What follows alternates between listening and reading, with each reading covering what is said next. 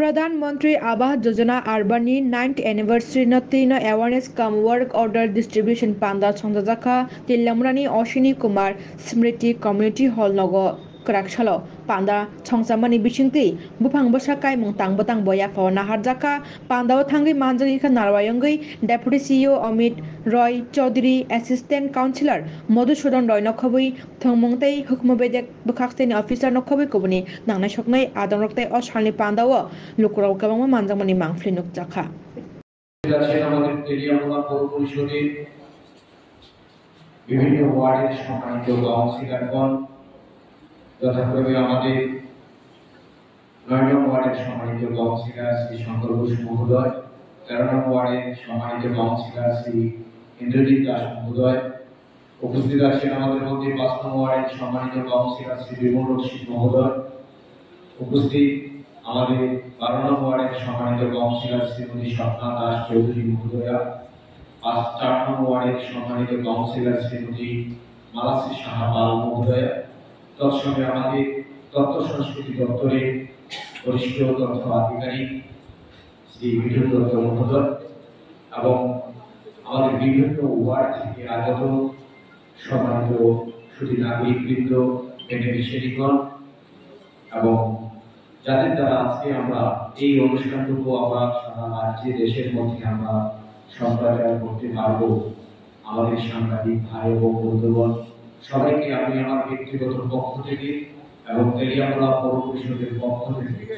আন্তরিক শ্রদ্ধা, অভিনন্দন এবং শুভেচ্ছা জ্ঞাপন করছি। দেখুন, আমরা বিগত সময়ে 6টি ডিপিআর বিগত বাম সরকার থেকে শুরু হয়েছে। 2টি ডিপিআর বাম সরকারের আমলে আমরা দিয়েছিলাম। 3য় ডিপিআর এর মুহূর্তে বাম সরকার আমাদের রাজ্য থেকে বিদায় নিয়েছে আপনাদের দ্বারাই।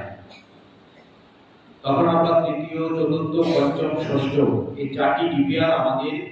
2018 সালের নির্বাচনের পর আমরা দিয়েছি। আপনারা সাক্ষী এটা যে বিগত যে ডিপিআরগুলি ছিল বাম সরকারের জমানা, সেগুলি সেই ঘরগুলি পেতে গেলে কি ধরনের কার্ড আপনাদের পোড়াতে হতো। সেই সময় আমরা লক্ষ্য করেছি যে আমাদের যারা সত্যিকার অর্থে যারা বেনিফিশিয়ারি বেনিফিটগুলি পাবেন, যে নাগরিকদের প্রধানমন্ত্রী আবাস যোজনা ঘরগুলি দেওয়ার জন্য আমাদের কেন্দ্রীয় সরকারের যশস্বী প্রধানমন্ত্রী নরেন্দ্র মোদীজি আপ্রাণ চেষ্টা করে চলেছেন এবং তাদের মধ্যে ঘরগুলি দেওয়ার জন্য বিভিন্নভাবে প্রত্যেকটা রাজ্যে নির্দেশ দিয়েছিলেন যে প্রত্যেকটা বেনিফিশিয়ারি যাদের কাঁচা ঘর আছে তারা যাতে পাকা ঘরে থাকতে পারে, এটা ওনার স্বপ্ন ছিল। সেই স্বপ্নকে সার্থক রূপ দেওয়ার জন্য প্রত্যেকটা রাজ্যে সেই কাজগুলি করছে। কিন্তু বিগত বাম সরকারের সময়ে দেখা গেছে যে কেন্দ্রীয় সরকারের সেই প্রকল্পগুলিকে নিয়ে বিভিন্ন ধরনের ছল চাতুরি করা হতো, রাজনৈতিক মনোভাব নিয়ে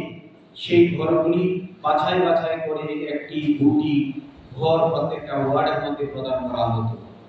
এমনকি টস দিয়ে, হেড টেল দিয়ে যেভাবে আমাদের খেলার মাঠে ফিল্ডিং এবং